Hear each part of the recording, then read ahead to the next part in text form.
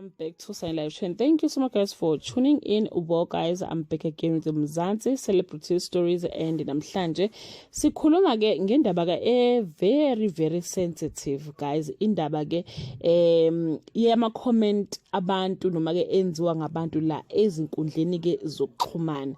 Guys, uMzansi Afrika ibhekene nesihlava sokubulawa kwabantu ke kubesifazane kanye ke nokudlwengulwa kwezingane zamantombazane. Ezinye ke ziyakwazi ukuthi sikhulume ngakho, ezinye igcine ngakhulumanga ngakho, ezinye ziyabulawa umuntu ethola leseshonile. So kunama comment ekufanele ngampela as a man udlalele kude nawo, noma ngabe kuthi uyayibona leyo nto ufuna ukuyikhuluma, but uma ngabe ingazohlala kahle kungcono ukuthi ungayibhali, ngoba ke uzifaka enkingeni ke serious, guys.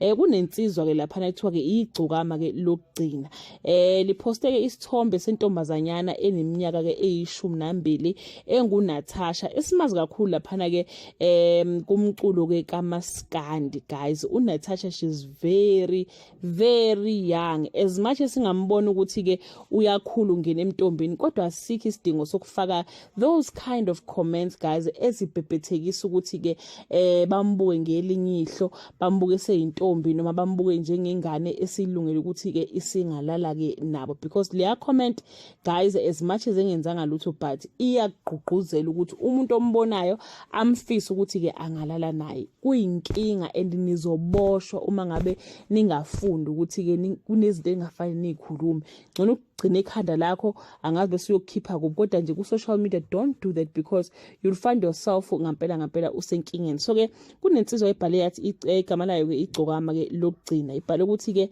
selingangena zimpisi, yasifaka ubrinjolo, yafaka ke naleya indlu ya fruit leya lezinqa, yathi ke ukhulile lo muntu ninganake ukuthi una 12, ngitholeleni ke inamba yakhe. Guys, leya comment ikhombisa ukuthi this guy lapho ufaka isithombe sengane and ingane khona ku social media, mayibona lento le izothini wathi ke akatholele yona. Bakhona abanye bakhomenta kushidi ke nabo njengaye lo bhuti lo, bathi ke akayenzanga lutho ingane kwathini. Guys, izinto ezikhulumayo azikho right. We are facing i-pandemic yokuthi abantu besifazane bayahlukunyezwa la eMzansi. So indlela enikhomenta ngayo akusiyona. Yes, i-culture yesiZulu yenza ukuthi ingane zibonakale zinqunu noma zive zamathanga, kodwa lokho akusho ukuthi kufanele nikhulume izinto ezikanjalo. Bani nobhuti beingane nibe obaba kuzona, kodwa ningabi nayo lomqondo ukuthi ingane na 12 ngaze ubhale uhambe uyoposta ku social media ubhale ukuthi sikhulile selingangena ini yona. Abanye bathi ivuthwe ini yona, nifuna ukwenzani, nifuna ukuyenzani kahle hle ingane. So ku wrong, guys. So into eyenzile uma wengane wahamba wayeverela eSAPS wayovula ke icala ke. Lo bhuti lo usenkingeni ngampela ke, bathi uxolisile kodwa ke bese ulate ukuthi ke angaxolise ngoba izithombe zakhe sisemaphoyiseni njengamanje. Uyafuneka bakithi igcokama lokugcina ke ukuthi lizoyichaza lelisho isho ukuthini, yini esingangena, yini la ibhebhethekisayo ngengane ena 12 years, because ingane leyo. As much as ingane ikhula fast manje, bala kusho ukuthi imenilale nazo zonke nonke. Yabo njengamanje nje iSouth Africa noma ke iKZN noma ke isizwe sakaZulu siqhuquzela ingane ukuthi ziyiphathe kahle, zigcina umntombi bazo.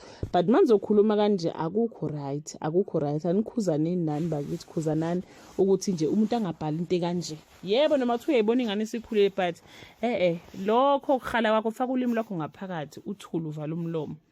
Nincoma kufanele nincome ukuthi awazi wakhula Nkosi yami, yazi yakhula ingane engathi ingathola umuntu ozoyiphatha kahle noma mayisikhulile igane kahle. Yabo into enjalo, lokho ngincoma lokho akufani nokuthi selingangena, ngoba lokho kusho ukuthi wena ufuna ukulala nezingane ezincane no 12 years ngoba uyibona umzimba wabo usukhulile, ufuna uyiqedela ifuture kahle u-serial killer wena. That brings us to the end of this video. Do leave your comment below and share your opinion ngalezi ama-comment enziwa abantu besilisa ke ey'thombeni zey'ngane, especially lapha na ke ey'nkundleni zokuxhumana. Bye.